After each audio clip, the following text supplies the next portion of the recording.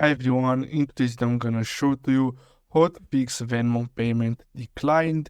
So I've made a list here from why this happens and how you can fix it. So as you can see, payment declined. Did you receive an error stopping your Venmo payment? Read on the find out why you may be having this issue. So why won't my payment go through? So a few common reasons for payments failing on Venmo are these two one here, the most common one. So your bank or card issuer is declining the transaction outside of Venmo. So keep in mind this is very important. And the other one is the payment attempt has triggered one of Venmo's automated security flags.